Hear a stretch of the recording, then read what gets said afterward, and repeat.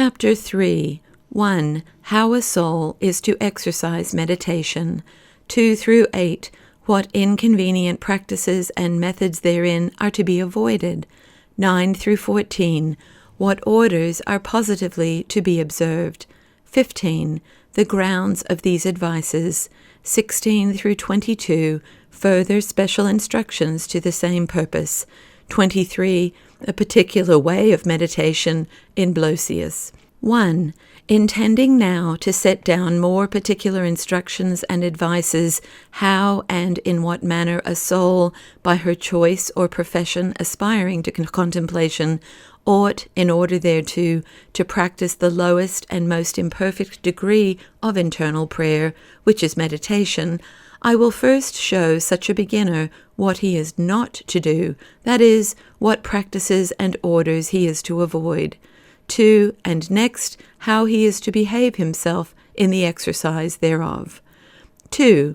As to the former, therefore, I should be so far from commending that I would scarce permit souls living a contemplative life, as all enclosed religious women do, etc., to be strictly obliged to a prescribed method in meditation, or to those many and nice rules which are ordained by some modern authors as 1. That a soul should put herself in the divine presence.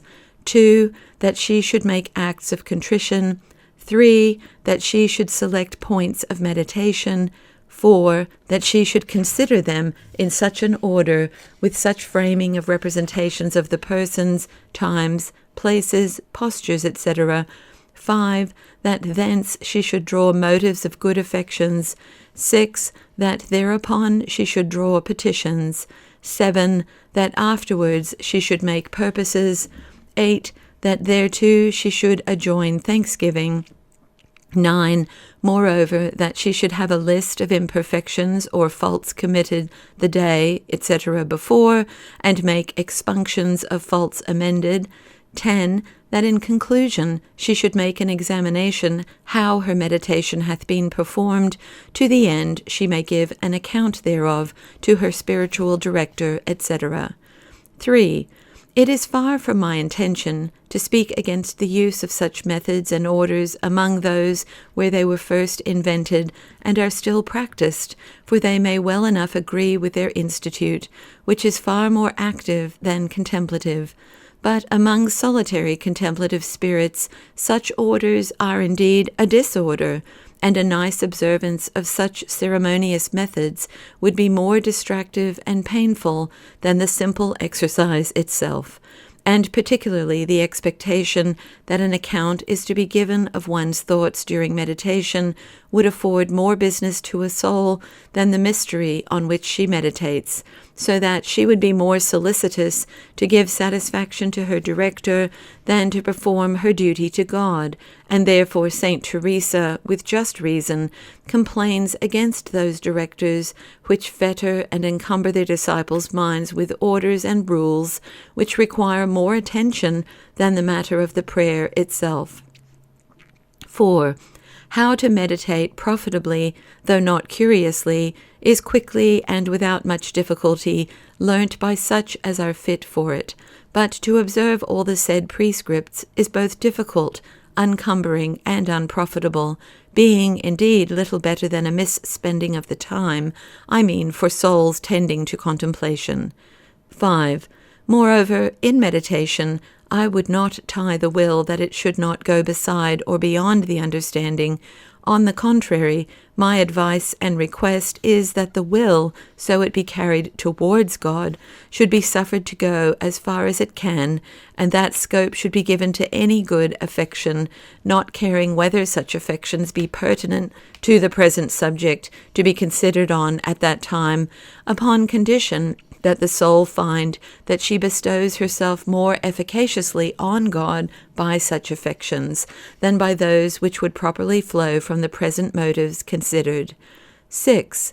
Neither would I that when a soul has chosen one point or mystery to meditate on, she should strictly oblige herself to proceed on with it, but that if, without a voluntary roving and seeking, any other should offer itself to the mind more grateful and more gustful to the soul, she should entertain the latter, holding herself to it as long as the virtue of it well lasteth, and it ceasing, then let her return to the first proposed subject. And the like liberty I recommend in the following exercises of immediate acts, whensoever any act or good affection is suggested to the mind, besides those which the soul finds in her paper proposed for the present recollection. 7.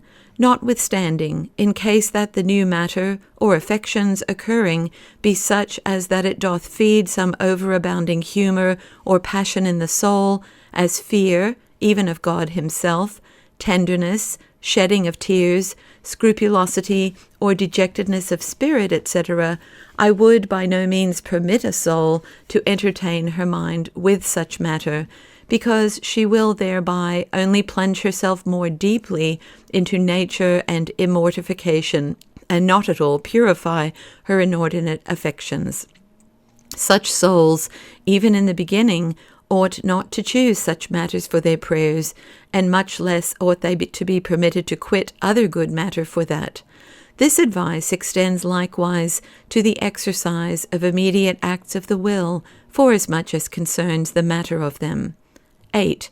Now, such freedom of spirit and permission to change the present matter or affections is to be supposed to be allowed only when the said change proceeds not out of sloth, inconstancy, a vain pleasing of the fancy or affection, but out of a judicious election, or from an interior invitation, the which most probably is from the Spirit of God. Hereto, therefore, may be applied that saying of Saint Bernard, modus diligendi Deum est diligere sine modo, that is, the measure and manner of loving of God is to love him immeasurably and freely without a prescribed manner. 9. In the next place, having showed what encumbrances a soul is to avoid in her exercise of meditation, I will proceed to declare positively and directly how I would advise her to behave herself therein. 10. Let a soul that begins mental prayer with the exercise of meditation make choice of some good books of that subject, as Fulvius Androtius Granada, or the abridgment of De Ponte's Meditations, which I would especially recommend. 11. Let her begin with the matter of the purgative way, as concerning sin, death, the final judgment, hell, or the like, and let her abide in the exercises of that way till she finds in herself an aversion from sin, and that much of the fear and remorse that were formerly in her are deposed, so that she is come to have some good measure of confidence in God. When she finds these effects in her, let her, without regarding whether she hath run over all the exercises and matters in her book belonging to the purgative way, pass to the exercises of meditation which respects the illuminative way, as they call it, that is, to such matter or argument as some mystery of faith touching our Lord's life, passion, etc., and which are apt to beget and increase humility, patience, and other virtues in her. 12. Being entered into the illuminative way, let her in like manner abide in the exercises thereof, till she find herself apt for resignation, love, and other affections of the unitive way, to the exercise of which let her thereupon apply herself. 13. It may happen that a soul that is duly and in right order come into the illuminative and unitive way, as those ways are distinguished by the masters of meditation, and after some time spent in the exercises proper to those ways, may afterward find herself called back to the purgative, as after the committing of some fault extraordinary, or during some unusual temptation, in which cases she is to yield thereto, and abide in those inferior exercises as long as she finds them proper and profitable for her, which is not like to be very long. 14. In like manner, whilst she is in the purgative way, if acts of resignation, love, etc., and much more if aspirations shall offer themselves to her, as sometimes they may, let her by all means correspond unto them as long as they are relishing to her, neglecting and forbearing in the meantime to consider motives, or to produce inferior acts of contrition, fear, etc., belonging to the purgative way. 15. The ground of the reasonableness and necessity of these advices is this: because the matter and manner of prayer are to be prescribed and ordered according to the temper and disposition of souls, and not the methods of books, and therefore souls are to be applied to such a manner of prayer as God calls them to, and is likely to subdue inordinate affections in them. Therefore scrupulous and fearful souls, even in the beginning, are to be forbidden the exercises of terror, etc., which belong to the purgative way, and they are to be applied to such exercises as are apt to produce love, confidence in God, etc. 16.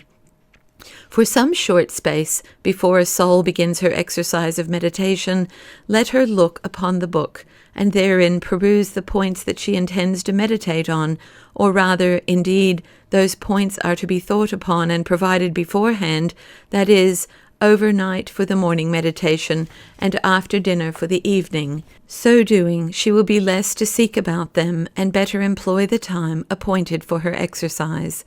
17. Let her not trust her memory for the points that she is to meditate on, but have the book ready, that she may look on it as she shall have need, and let her take one point after another as they lie in the book, or as she shall have determined before, when she prepared for the succeeding recollection. 18. In her meditating on each point, let her behave herself after this manner. 1. With her memory and understanding, let her think on the matter of that point. 2.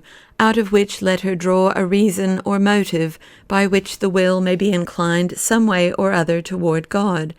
3. And thereupon let her produce an act of the will as of humiliation, adoration, resignation, contrition, etc., abiding in such application of the soul to God as long as the will hath life and activity for it, or as long as she shall be able to do it. 4. The which, failing and growing to be disgustful, let her proceed to the next point, therein behaving herself likewise after the same manner, so proceeding in order to the others following, till she have spent a competent time in her recollection. 19. Now, I conceive a competent time for one recollection spent in meditation to be an hour, or very little less, whereas for the exercise of immediate acts of the will, a lesser space will suffice, and the reason of the difference is, 1. Because in this latter exercise more acts of the will, wherein all good doth consist, are produced than in meditation. 2. And, besides, the exercise of acts is more dry and wearisome, except in some few that abound in sensible affections, than is meditation to souls fit for it. 20. During meditation, let the soul, neglecting the too common practice, in which meditation is made rather a study and speculation than an exercise of the spirit, spend no more time in inventing motives and in internal discoursings than shall be necessary to move the will to good affections. But as for such affections, let her abide in them as long as she can, for therein consists all the profit. And if upon one consideration or motive she can produce many acts of the will, let her not fail to do so, and to continue in each act as long as she finds that she is enabled. It is no matter, though, in the meantime, the understanding should lie quiet, as it were asleep and without exercise. 21.